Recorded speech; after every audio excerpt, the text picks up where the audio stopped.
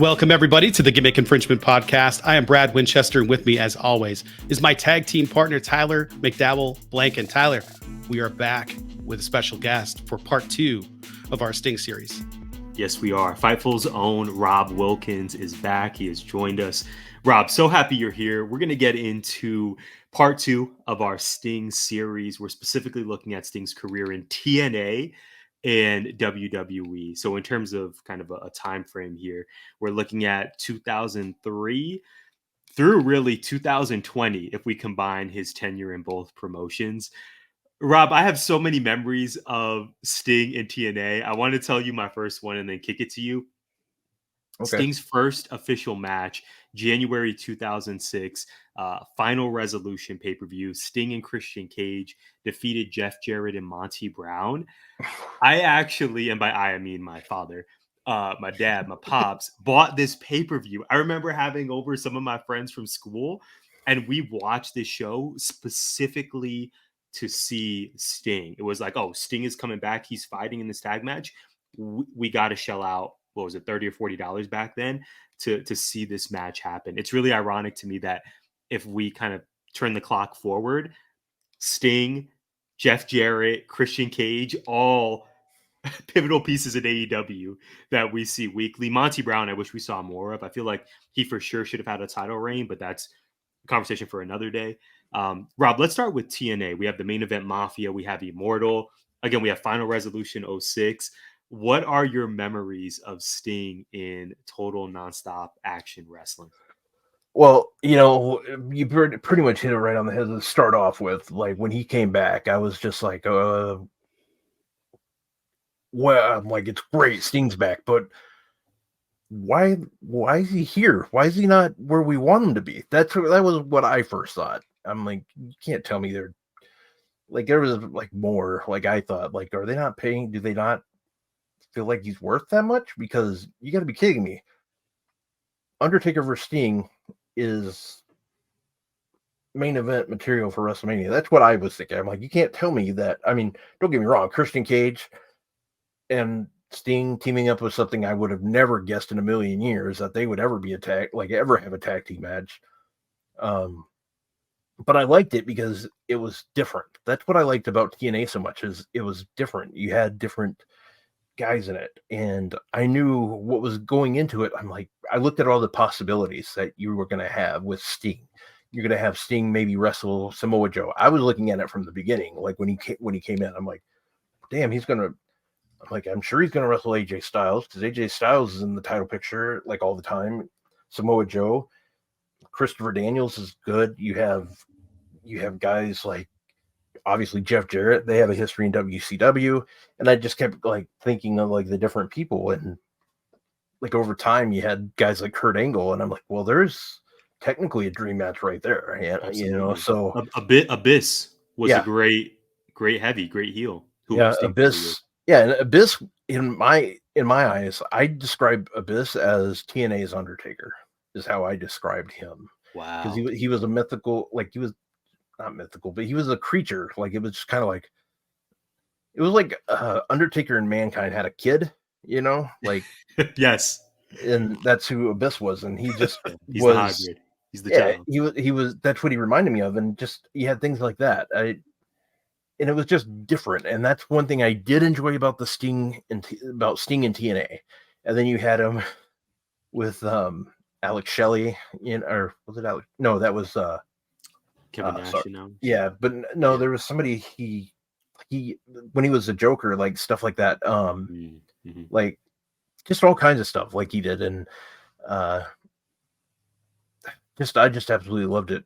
Just that whole timeline, and yeah, like Kevin Nash is a different story about that, but even him working with Kevin Nash, NWO Wolfpack, so just I enjoyed a lot of that stuff, and it was so. At first, like I said, it was like, why is he not in WWE? I don't get this, but over time, like a little bit after thinking about it, like the different people he could have matches with, that's when it like clicked, and then obviously you got guys like Hogan that came back or joined TNA, and then you had Bischoff involved. So it kind of like came back a little bit and kind of got to relive some of those older memories. So it was pretty good, and I enjoyed it. My favorite was definitely. I will always enjoy Joker Sting. I will Mhm. always love that. For sure. Well, and to your point, Rob, rekindling some of these feuds in the past, and then also helping to put over newer talent like the Abysses of the world, even his matches with Bobby Roode. I think that helped establish Bobby Roode as being the it factor, as being a main event, title holder. I thought it was a really successful run for Sting. I didn't have those questions as immediately as you did in terms of why is Sting not going to WWE to Stanford, but there were a lot of wins, figuratively and literally, for him in TNA. And I just think that was really, really successful. And I'm sure for their company, to land the TV deal on Mondays, to move merchandise, to move tickets, I would imagine on the business side for TNA, this was probably one of their biggest gets, along with the Kurt Angles and Gail Kims and all the talent that ran through the Impact Zone. Yeah, and I remember. I can't remember everybody that was in this match. I think it was. I want to say it was Dudley Boys, but I can't remember. But I know like the first time that they had a big tag team match, Main Event Mafia, it was Nash, Steiner, Booker T, and Sting, and they wrestled. I think it was AJ Styles group, the Frontline, and like I said, I was a huge AJ Styles fan too, so it was AJ Styles and Samoa Joe, and I want to say it was the Dudleys. I could be wrong. It could have been Beer Money if they were around then. Beer Money, yeah. Uh, Their tag division was Right. yeah, was so stellar back then.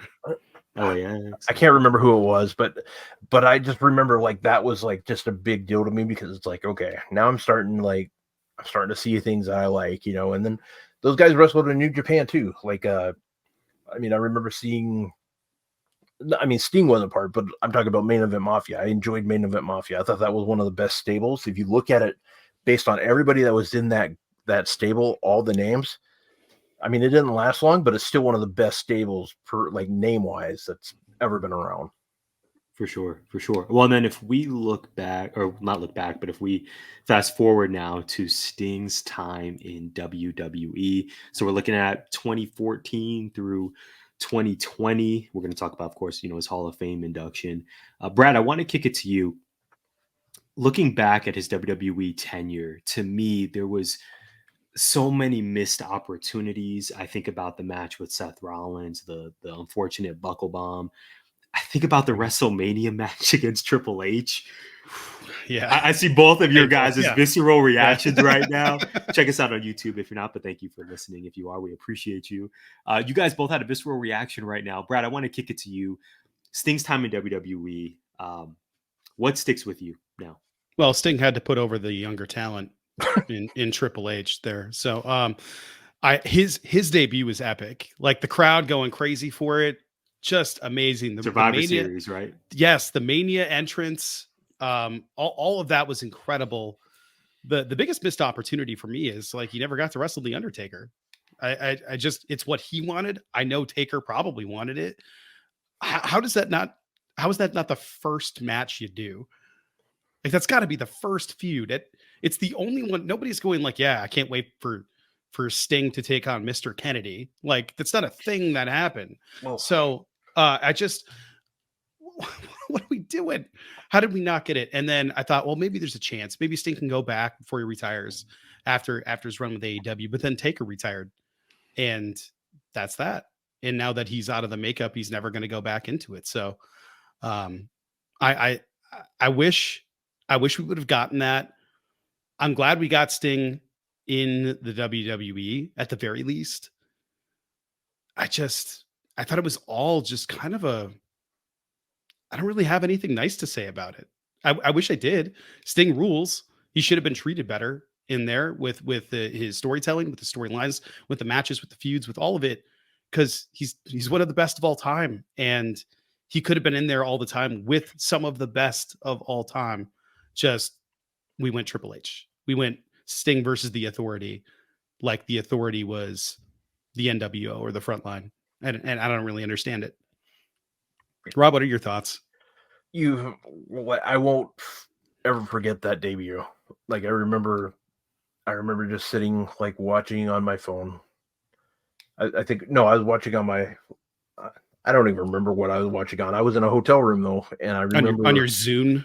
yeah, it was Yeah. yeah.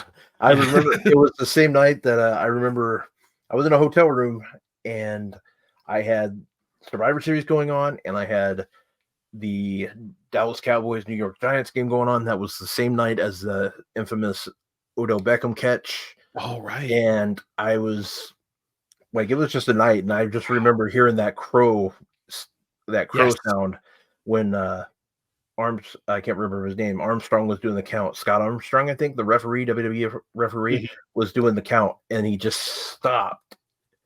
And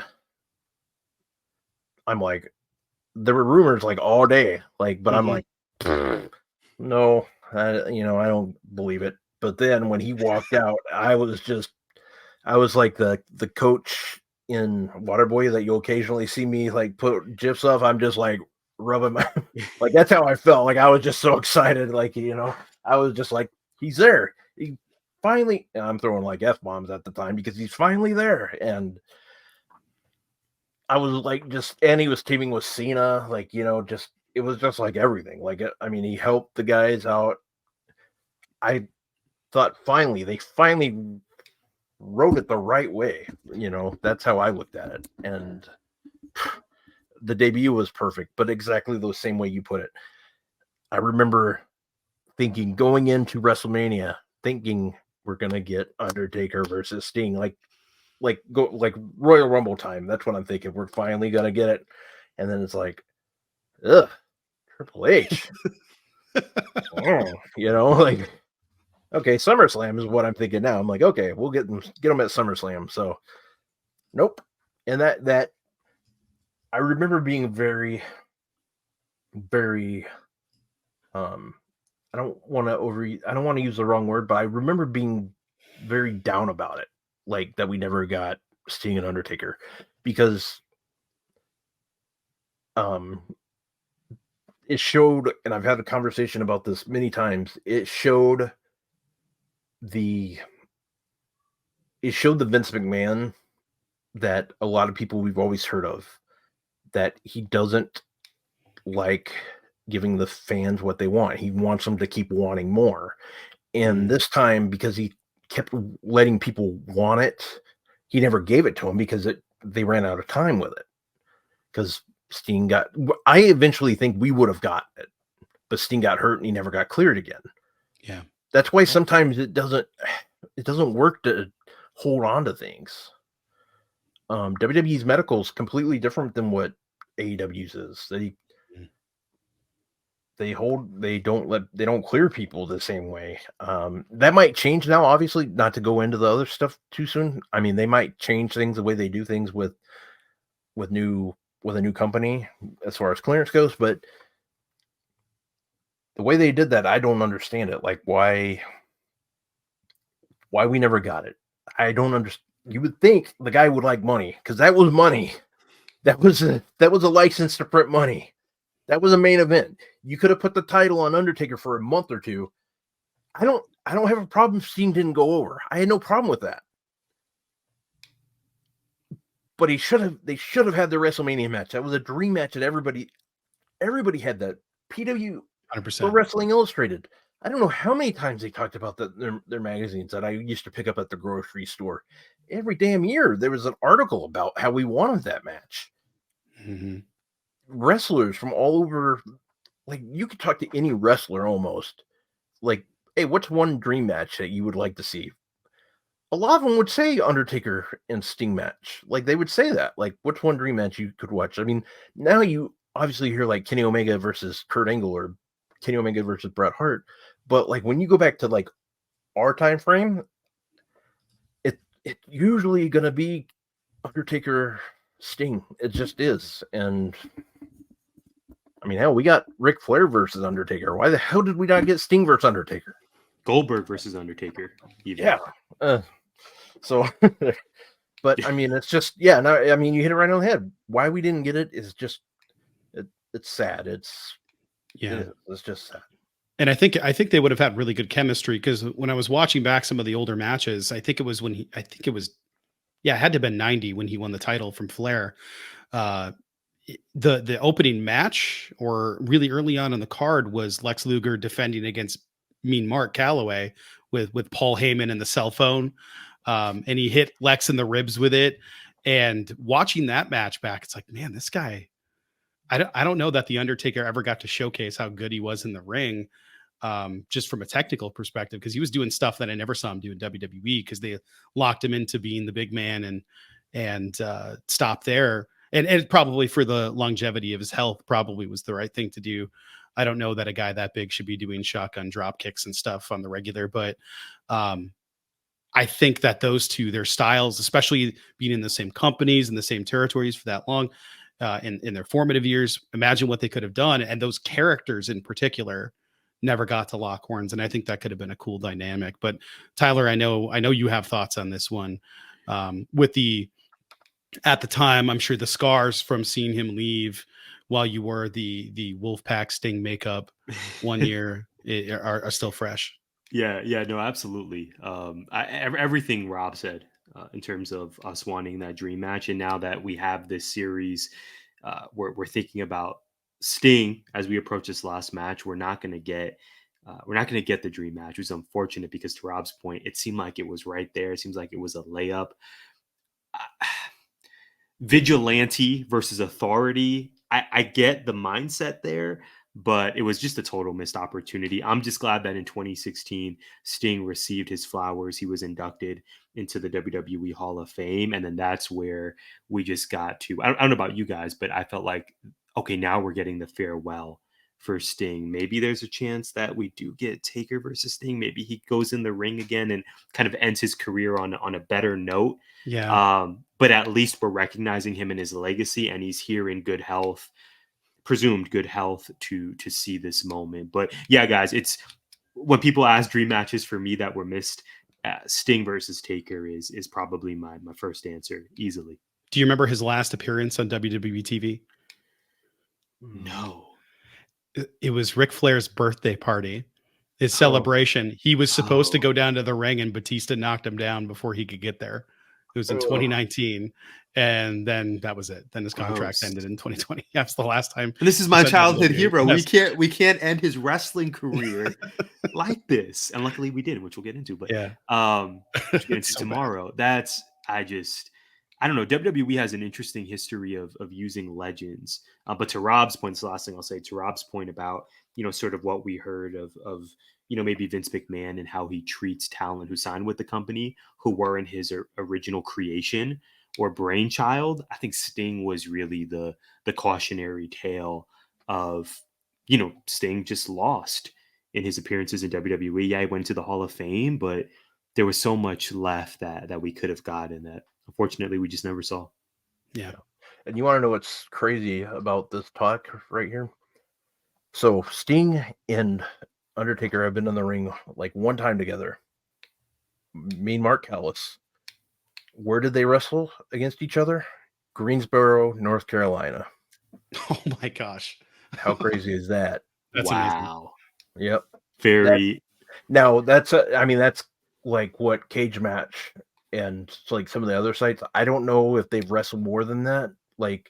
But as far as like what my research has shown, that's the only time, and that's that they've wrestled. I mean, they might have had a tag team match in Texas or something, but as far as like what Cage Match has shown, that's the only time they've ever been in a ring, and it was in North Carolina at Greensboro Coliseum. And they both wrestled in Texas around the same time, so I don't like. Part of me wonders like if they ever met there, but I know in WCW, NWA, like that's where they met there. So I just find that pretty interesting, pretty cool, like fact.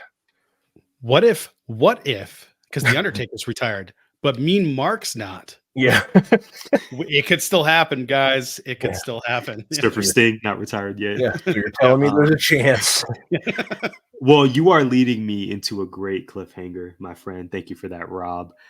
We are definitely going to talk about Greensboro tomorrow, part 3, when we discuss Sting's career in AEW.